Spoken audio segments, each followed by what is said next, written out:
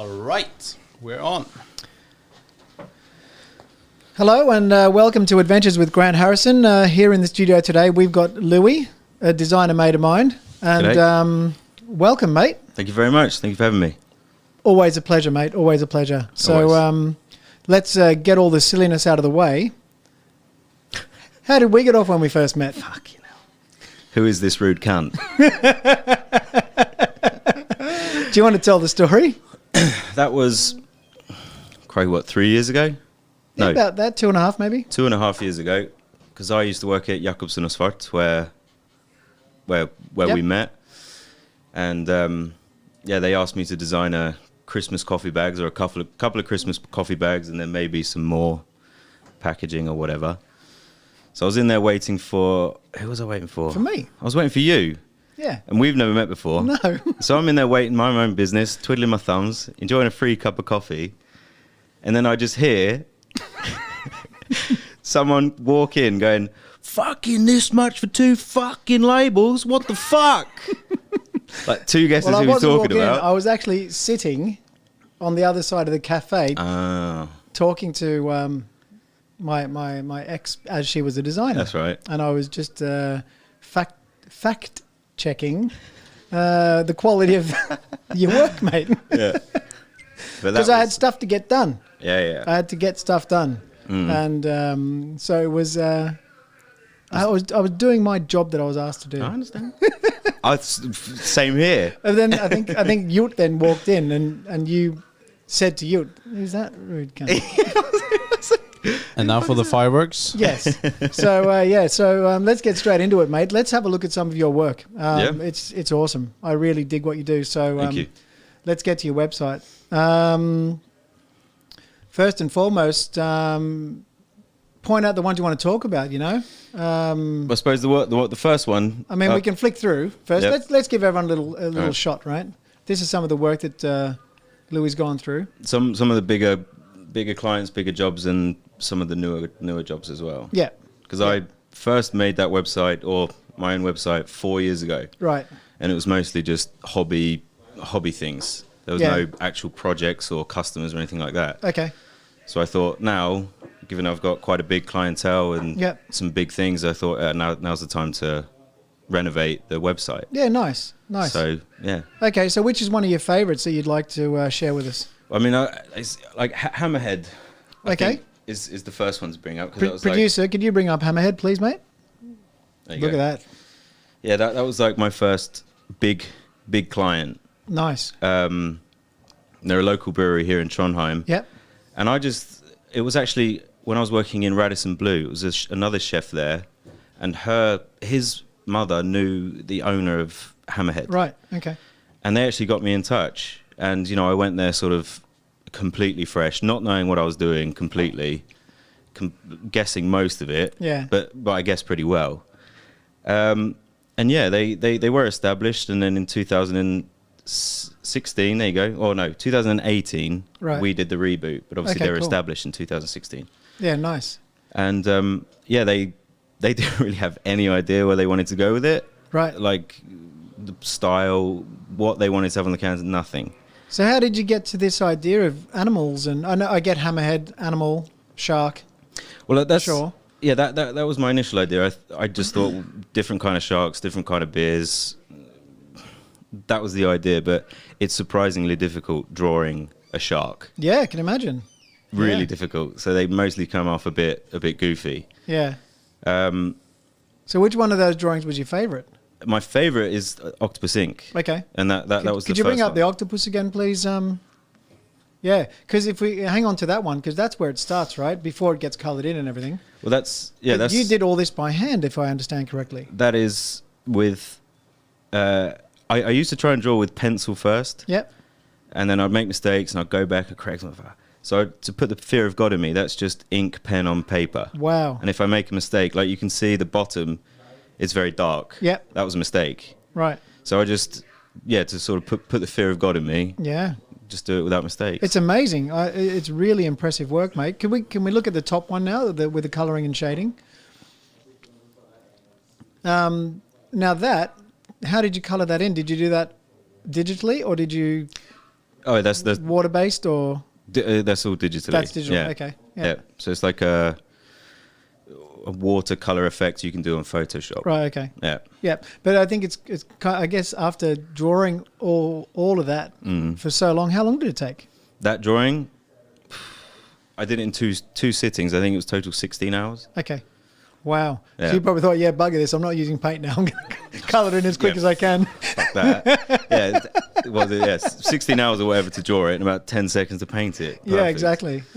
No, awesome, man. That's really, really good stuff. And do you want to name another one? We'll go through a couple now, and then we'll get into a bit more of the story about, Yeah. Another one, like I suppose it's a complete contrast in style and, style would be for Himkook. Okay, cool. In Oslo. Nice. There we go. There you go. Right, let's... so talk us through this, because that looks a little bit more Minecrafty, if you like. Well, like how I got in contact with them is I used to do the Oivin from who's now in Britannia. Yep. Used to work at Nudist. I was doing a lot of cocktail menus for them and things like that, and all these cocktail guys all around the country, they all know each other. So he got me or put me in contact with Odd from Himkook, and he had this idea in his head. It's inspired from an old Norwegian TV show called Norge Rundt. Okay, Norge Rundt, yeah. Yeah. Nice. So, Norway around for our English-speaking guests. Around Norway. So the idea was like every cocktail, was 12 in total, had a specific ingredient from a specific place. Right. So I had to try and find a landmark and incorporate the ingredient that's in it. Awesome. So, and was that driven by one guy in Himkook, or was it a collective type of... Well, it was their collective idea, but when I went there, because I said, I'm going to come to your location, I'd really love to see it and experience the place, because I've only heard about it. I was like, I'd love to come down and see it and design while I'm there. Yeah. That's I find that helps with clients and me as well. But it was unfortunate when I was there, it was when 80 to 90% of the staff were on holiday. Right. So then it was pretty much me and Odd. 7 days, I think I worked like 10, 12 hours every day. Some of the illustrations are quite simple, but some of them are like, a lot of work. And then who's this Odd guy? Why was Odd? Hey? He's brilliant. Love that guy. He's fantastic. He's like the cocktail Isn't he the bar manager? Yeah, the bar manager. Yeah, he's brilliant. He's got an amazing mind. He's unbelievably creative. Yeah, I know him quite well. Yeah, you do. I do. Protege. He used to work for me. Yeah, that's right. He's incredible. He's one of the most driven people I've ever met in my life. Definitely. He went from... I think the first thing that came out of his mouth, I literally went... When I met him, I just think this is one of the coolest stories. When I met him for the first time, he was working at a brown pub here in town. That's right. Right? Yeah. Called Lille London, which is small London, right? Yeah. And it was on a Sunday. It was dead. And I was there with one of the distributors who worked for Pernod Ricard, or brand partners at the time. Right. We went in, dead, nobody there, but we went there to play pool upstairs. Yep.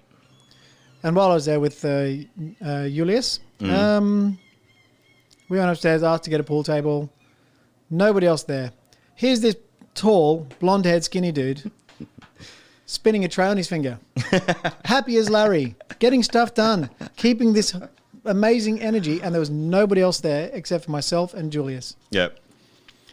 So I said to Julius, I'm like, this guy's incredible. Like, I've been in the industry for a while, but, what's going on here? This guy's really, really good. So when we were about to leave, I just said to him in a kind of very direct way, I was like, hi, my name's Grant, blah, blah, blah, blah. What do you want to be? And his answer, I swear to God, nothing else came out of his mouth. I want to be the best bartender in the world. He'd done it. Done. Yep. Right, now the conversation went on, and long story short, he ended up coming to work for me, which I was so thankful for. But what a guy. Oh, he's cool as hell. Really cool. And we're actually working on a bit of a secret, bit of a Don't say secret. too much, mate. No, Don't say too I'm not much. going to give anything away. No, yeah. But yeah, no, we're working on a bit of a secret project that will hopefully release, hopefully before Christmas. Awesome. Yeah, so we've just had some test prints. Not going to tell you what, but yeah, it's Nice. It's going to be cool. Fantastic. Really cool. All right, let's crack on and go to your last favorite, or the one you want to, another design that you'd like to I mean, the show us. The one I'm really excited about is Andre til Høyre in Oslo. Okay. It's a really beautiful cocktail bar in Oslo. It's down the bottom, I believe. Bottom left. There you go. There we go. So it's this place is like, I know you go somewhere and they've got a concept no one's ever done before. I can honestly say it about this place Yeah. because the owner, or one of the owners, whatever, she's got this beautiful location in the center and she set it up like a sort of like a big apartment. Right. So you walk into the living room. It's blatantly a living room. It's super comfortable, and that is a living room. It's like your home. Exactly. Yeah.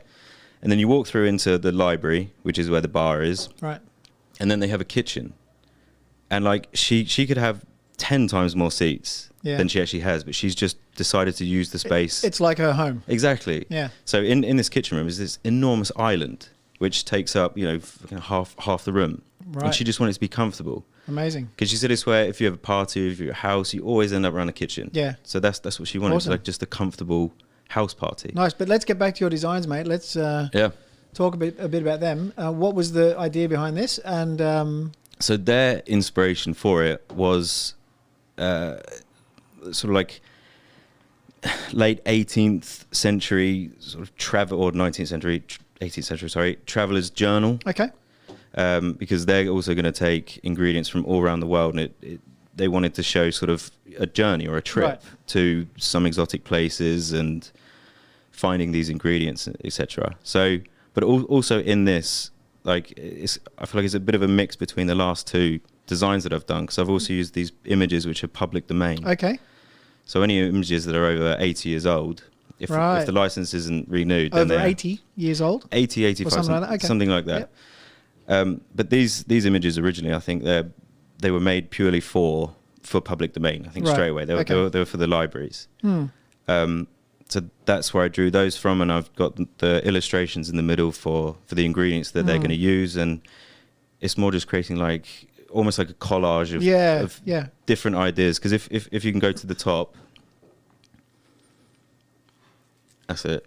So on the left is the public domain, beautiful illustration done however many years ago, and then I'm trying to sort of incorporate some modern aspects, but in an old-fashioned way, if that makes sense. Nice. So creating the leaves with the movement effect is. So you drew the leaves yourself? Yeah. Okay. Nice. Mm. Did you do that freehand as well? That's this is where I'm getting to like graphic illustration. Okay. So it's mostly on the computer now, Right. because that's where I feel like I need to keep practicing, Okay. and I've got so much more to learn, and Yeah. but it's fun.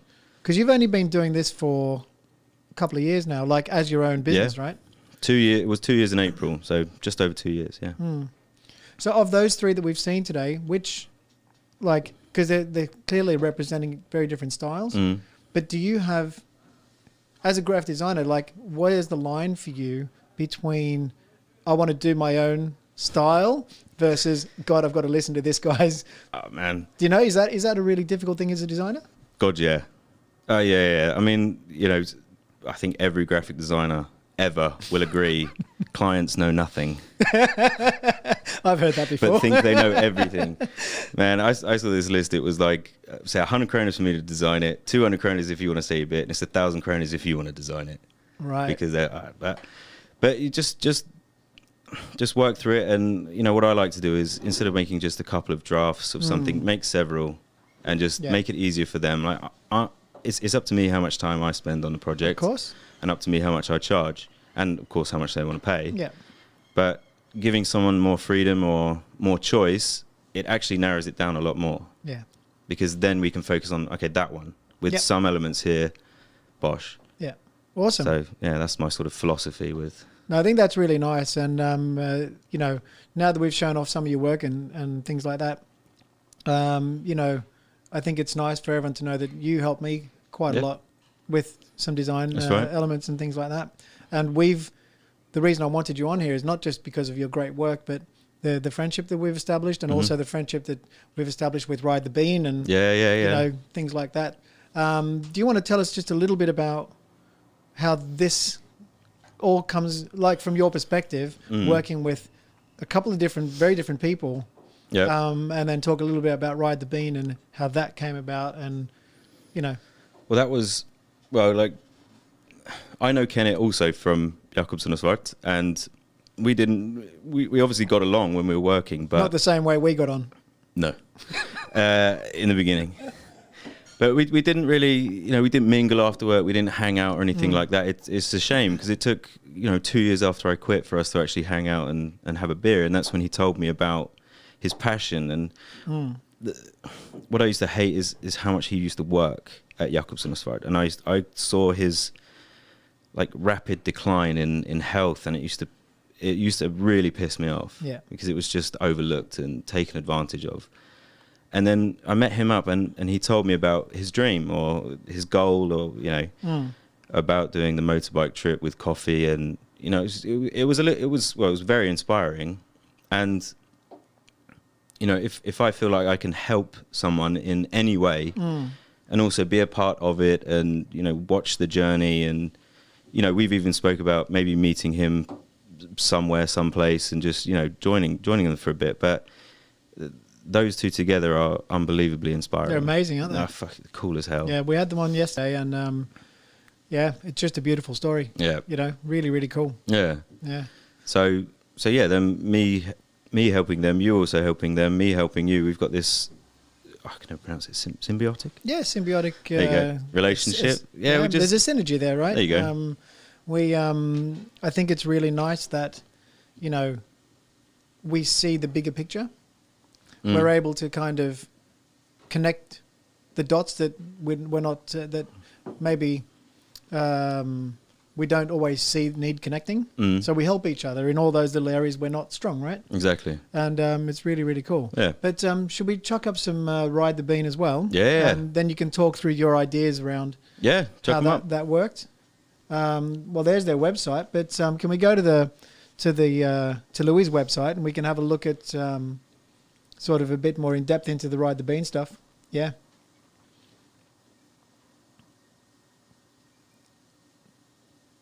That's cool. I like that. Thank you. Yeah, no, with Kenneth's a cool customer. He's a cool dude. Yeah.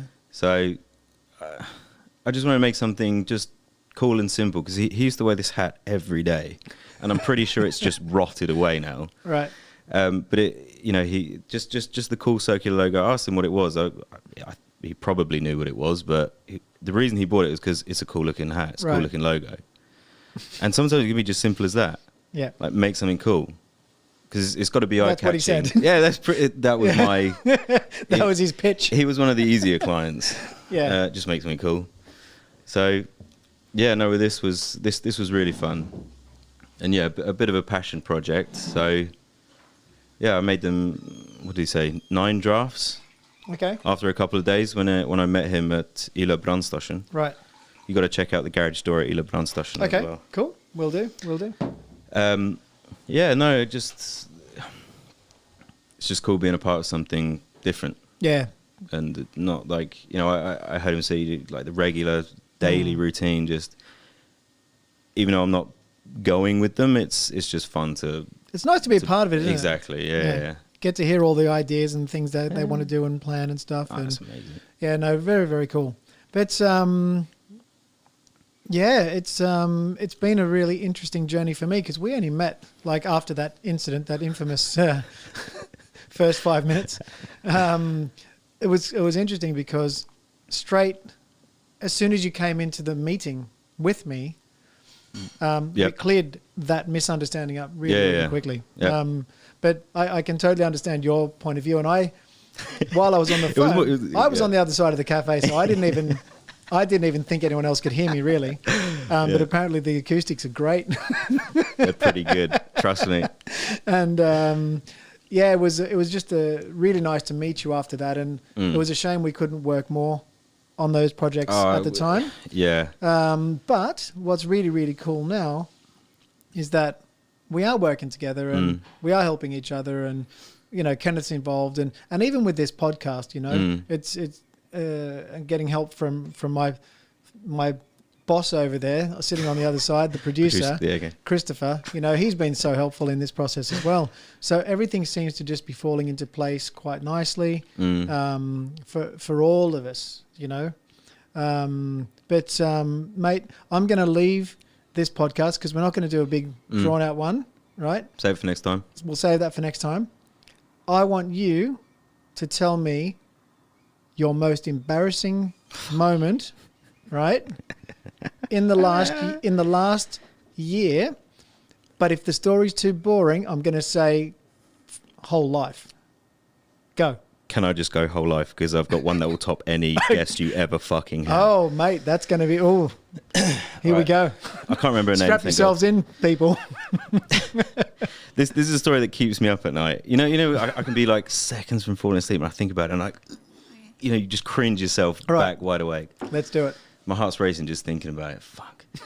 So it was when I was working at Nimusa. I hadn't been here long, 2 years, something like that. And Nimusa is just over the road here, and it can get really busy. And it was a typical hot, sunny day, and it was packed. And I was doing the food, right? And I had tickets streaming, and I'd needed to wee for about 4 hours. So I was like doing the Aztec dance while I'm cooking. And it got to 4 o'clock, which is the shift change. It was like 10 to 4, and I was like, I can't wait till 4. That's when I was supposed to quit. And I just ran downstairs, ran into the bathroom, and it's got a sliding door. Yeah. Didn't even bother with that. I'm pretty sure my trousers were at my ankles, so I just threw them down, whopped it out, and it was always like, you know, have you ever had a wee? It's so good, it's almost orgasmic. Right, so I'm sitting there. You can imagine, like boss-eyed, whatever, and I can hear someone walking. But I'm in my own world, man. Right. So I leant over, like, googly-eyed. It was a girl, and she's awkward anyway, especially in English. So she peers at me, looks me in the eyes. I'm like that. She looks at my penis, screams, and then runs away. So I'm standing like, oh, fuck. I'm like, stop, man. I can't go, no, come back. So I'm like, fuck. So then I'm down there just like, I finished. I'm like, right, shit. I've got to play this cool. I've got to say something witty and, you know, make it funny. Couldn't think of anything. I was like, right, I'll wing it. It's no problem. I went up, and obviously immediately, we literally touched. We bumped into each other. Yeah. So I just look at her and I go, so did you see it? And I'm like, you fuck. Like, obviously she saw it. And she went, no. Yeah. All right, cool. They just... I could have said anything. Man. You could have said absolutely anything. Yep. And you... I asked her if she saw it. Yeah, and she played innocent. Yeah, she quit a couple of weeks later. Don't know if that's at all relevant, but yeah, that was... Yeah. Oh, fuck. That's pretty good, mate. That's up there. Thank you. But, mate, it's been lovely. A pleasure to have you on. Thank you so much. Yeah, it's really nice to have you in my life. Yeah. Helping me out. And, yeah, congratulations on Thank you, dude. Everything that happens to you in the future. I know we'll be in touch. Absolutely. So cheers, buddy. Cheers, bud. Thanks. Have a good one. Take care.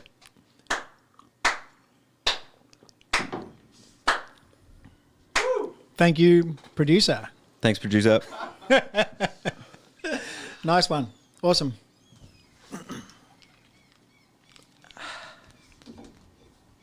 How was that, Mr. Producer? Very nice. How long did that go?